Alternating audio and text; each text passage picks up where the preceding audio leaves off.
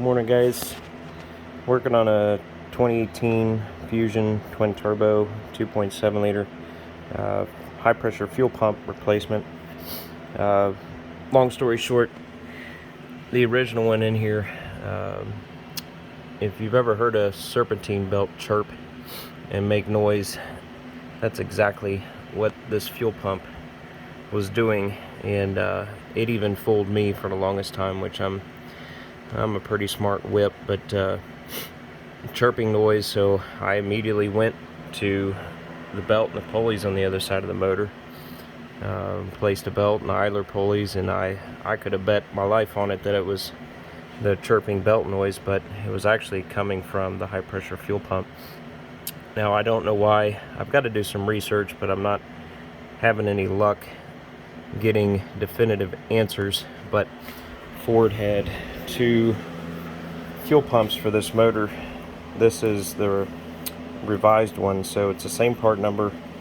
The original one that was in the motor had a part number with the A at the end of it. This one is a replacement which has a B at the end of it. I don't know what they did differently or redesigned or made better or fixed or what. There's really not a lot of information on that there. If anybody has any information, I'd be curious to hear it. But anyway, so another tip too, if you're doing this high pressure fuel pump, the tappet that goes behind the pump in between the cam lobe and the pump, replace this when you take that out. It's a no-brainer. There's the part number on it.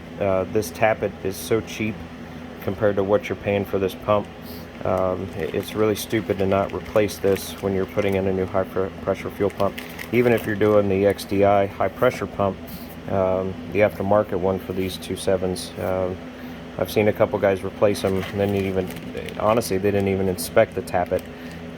I would at least pull your old tappet out and inspect it for wear and damage before you put the new pump in.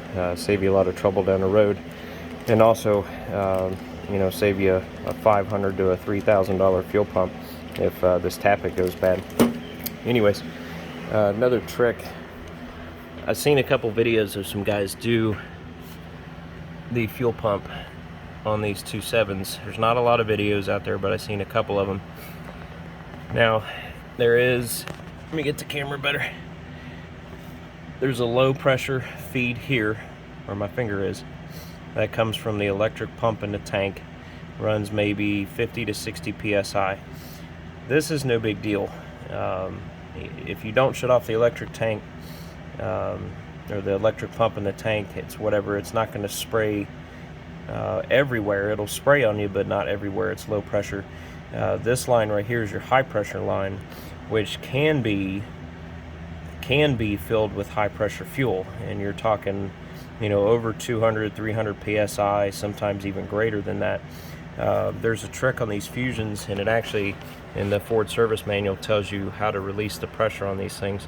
It's pretty much like the old days where you release the fuse or the relay for the fuel pump and then run the engine till it dies. But if you come back here on the Fusions, driver rear door, oops, let me grab a flashlight, hang on. Where's my flashlight? Sorry guys, let me grab my flashlight so I can show you.